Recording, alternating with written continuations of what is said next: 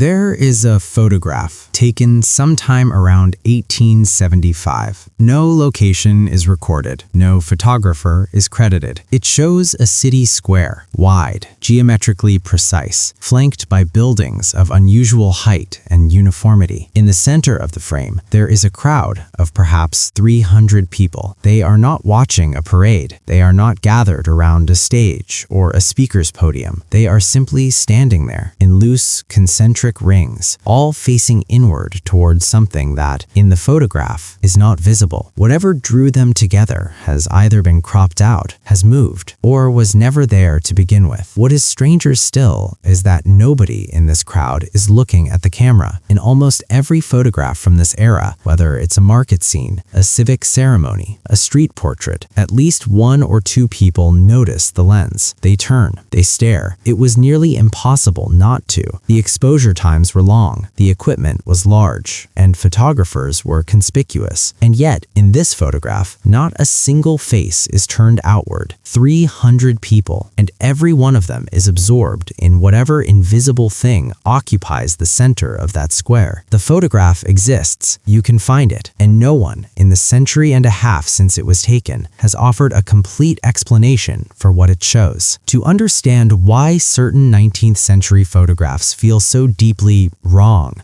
you first have to understand what photography actually was in that period. Not as a technology, but as an event. When Louis Daguerre introduced his process to the world in 1839, photography was immediately understood as something more than a mechanical tool. It was described repeatedly, and in the popular press of the time, as a kind of miracle. The idea that light itself, reflected from the surface of a real thing, a real face, a real street, could be chemically fixed into permanence, struck people as genuinely supernatural. There were religious communities that feared it. There were philosophers who wrote seriously about what it meant for the nature of reality. And there were ordinary people who refused to be photographed because they believed sincerely that the camera was capturing something of their soul. This matters because it tells us something crucial. Most people in the 19th century understood that a photograph was a document, it was evidence, it was proof. When someone aimed a camera at a scene, the people in that scene generally knew what was happening, and they responded accordingly. They straightened, they stilled, they composed themselves, which is why the photographs that show people doing none of these things deserve a second and perhaps a third look, because scattered throughout the archive of 19th century photography,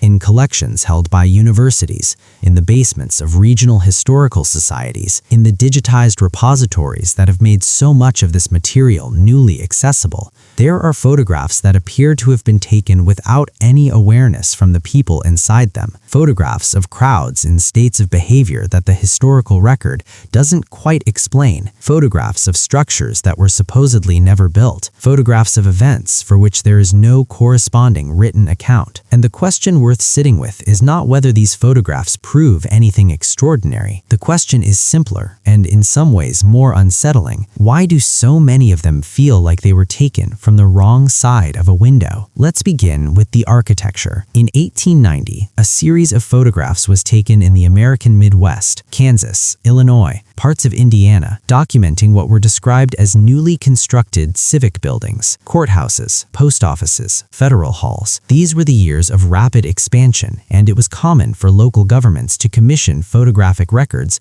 of their new infrastructure. The photographs are largely unremarkable, except for one detail that becomes difficult to ignore once you've seen it and enough of them. The buildings are too big, not fantastically so, not in a way that immediately registers as impossible, but when you begin to compare the scale of the doorways to the scale of the people standing in front of them, when you measure the height of the ground floor windows against the heights of the men and women passing beneath them, the proportions are consistently, quietly wrong. Doorways that should accommodate a person of average height appear to require a person of 8 or 9 feet. Windows that should sit at chest height appear to begin at the shoulder line and end somewhere above the roofline of adjacent, smaller buildings. The standard explanation for this is straightforward. Large civic buildings were deliberately designed with exaggerated proportions to convey authority and permanence.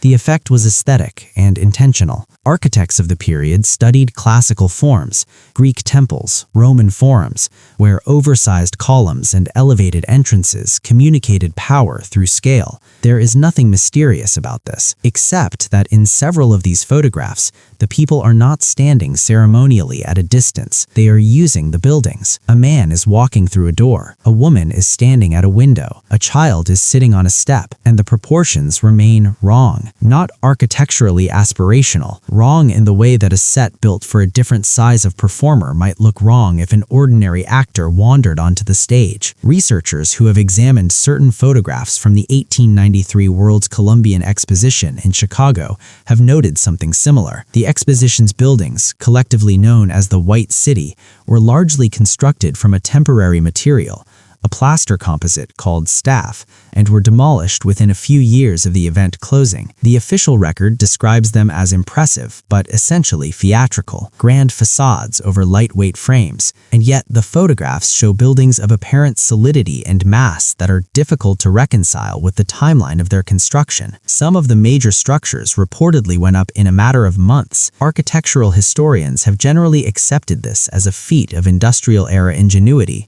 but the photographs, taken at ground level, show foundations and lower walls of a weight and depth that a temporary structure would not require. None of this constitutes proof of anything, but it is worth noting that in several cases, the official records of these buildings, their blueprints, their contract controls, the names of the firms that built them, are either incomplete or entirely absent. The buildings existed, the photographs show them, the paper trail, in a number of instances, simply stops. If the architectural anomalies invite a certain kind of quiet skepticism, the photographs of crowds invite something stranger, a feeling that is harder to name, but almost impossible to dismiss. There is a category of 19th century photography that scholars of visual culture have occasionally noted, but never fully investigated. These are images taken at public events, fairs, civic ceremonies, market days, public executions, where the behavior of the crowd does not match the behavior you would expect for the occasion being documented. Consider the photographs taken at various points throughout the century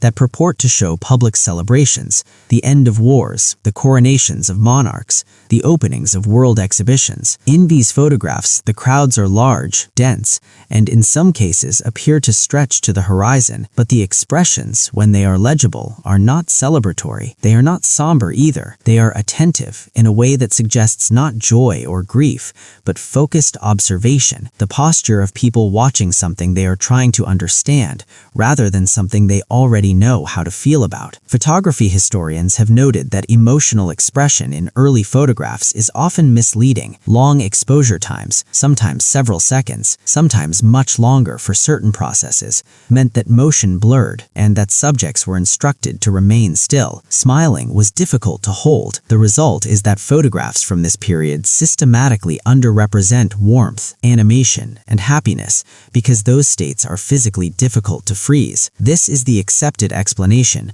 and it is almost certainly correct as far as it goes, but it does not fully account for what you see in certain crowd photographs, where the stillness is not the stillness of someone trying not to move. It is the stillness of someone who has already stopped. There is a difference, if you look long enough, between someone holding a smile and someone who has simply ceased to animate. And in some of these photographs, not all of them, not even most of them, but enough to notice, the crowds look less like people pausing for a camera and more like people who have been paused by something else entirely. In the 1870s and 1880s, there was a substantial genre of street photography emerging in Paris, London, and New York. Photographers like Charles Marville, who documented the streets of Paris before Haussmann's renovations destroyed them, were working quickly and often covertly, capturing scenes that were not posed, not composed, not officially sanctioned. These photographs have an immediacy that is entirely different from the formal studio portraits of the same era. People are caught mid-step. A cart is blurred. A dog is looking at something off-frame. What makes certain of these photographs unusual is not their content, but their apparent context. A street photograph of Paris in 1865 would typically show a Paris that matches what we know from written